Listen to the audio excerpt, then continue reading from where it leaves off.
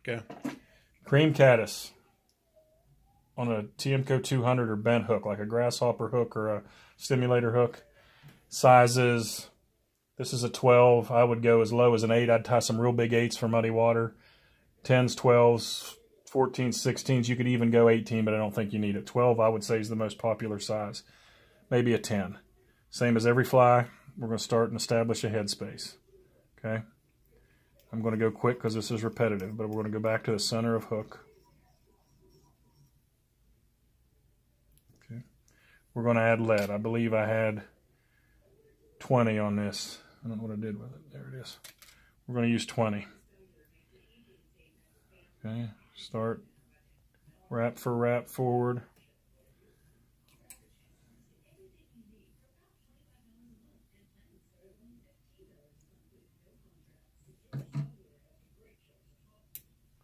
Don't use your scissors to do it. Use fingernail clippers. Cut it at 45.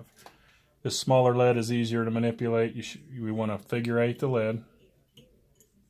Don't screw up your thread. Figure 8 it. Pinch it together. See how I pull it? You know, give it a little tug each time. You have any trouble with figure 8ing? Mm-hmm. Okay, then cover it. Cover it pretty good. Don't make a ball, but get it all, you know, get it to where it looks covered. And go back and establish rear of hook. Right above the barb, probably. And note, if you don't like where that one is, then go back further the next time. This is not a real specific fly where you have to be careful about that. I'm going to go back up to right behind the lead and let it hang down. We're using crochet yarn. There's 6 or 7 pieces in here. And I've taken several of them out. I have 4. You could, 3 or 4 or 5 would work. And I'm going to tie that in right behind the lead. You can do it at a 45. It's probably the easiest with this.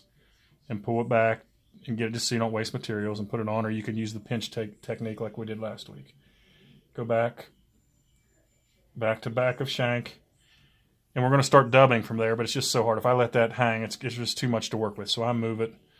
Because I'm going to build bulk, I move it back up to right behind lead. So what I'm going to do is take the dubbing back. We want a half of banana shape here, and we're going to come to about right there on the lead. Almost to the end of it.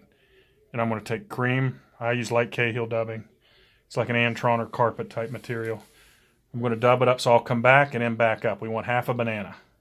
So, and you just want a little bit of wax on your, and if you get on there and you get a ball, I don't know if you can see it on your phone. There's a little ball there. Just touch it, it'll come off. Okay. Okay, we're going to pull this out. We'll use a lot of dubbing on this. You don't have to be real sparse with it. And I'm going to put it on there, and I'm just going to spin. Okay? Clockwise, I think. That's what you call that. Okay, and we're going to make a dubbing. It's pretty much like a rope. Okay?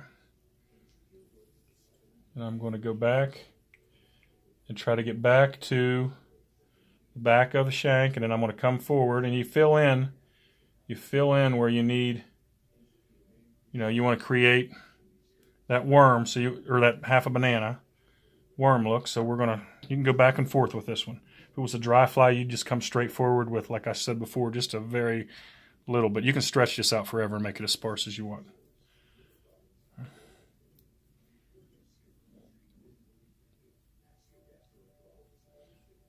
Okay. So you want it to, this looks a little better than the one I tied before.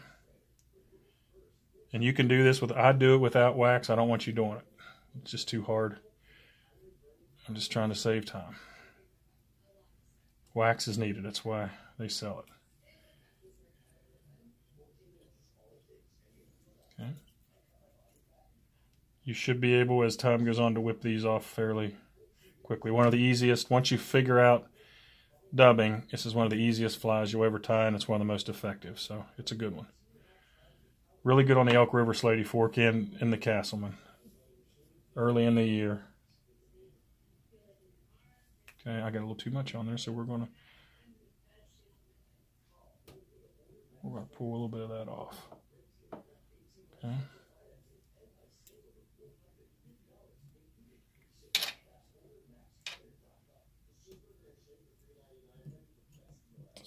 come off.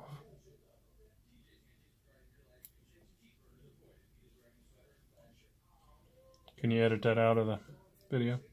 Mm-hmm. Oh, it comes in handy. Yeah. Okay.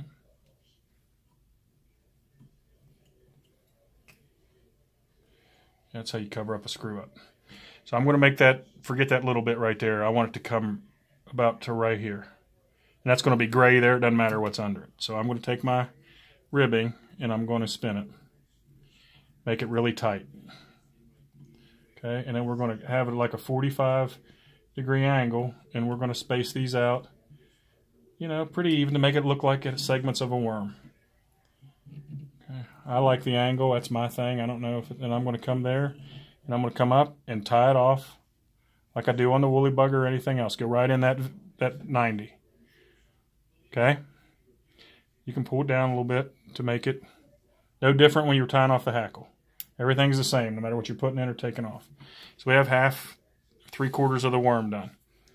Now, the ribbing ends at the end of the cream. So I'm going to use gray. I'm using rabbit, just like the under fur of rabbit, gray. We're going to make a leggy, buggy looking head to this worm. Okay, it's gray. If you've seen them, they're black or gray, or you know, some people use black here. I like gray. We're going to go up there and we're going to, you got to make the tan and the gray need to mesh together like they're the same size. You understand that? Mm-hmm. Okay, I'm going to a little bit more.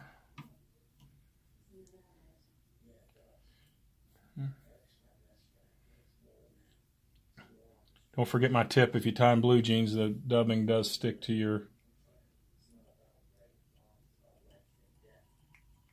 Okay, up there, and I'm going to make a little bit of a head. Tie a knot.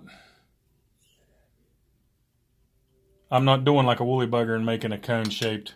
You could even go further up, like might take another wrap of cream and take the gray up there a little further. You don't, the thread doesn't need to show. You just get it on there and you have cream caddis larvas. Okay, I like this body better than that one, but they're good. Okay, good. Mm-hmm.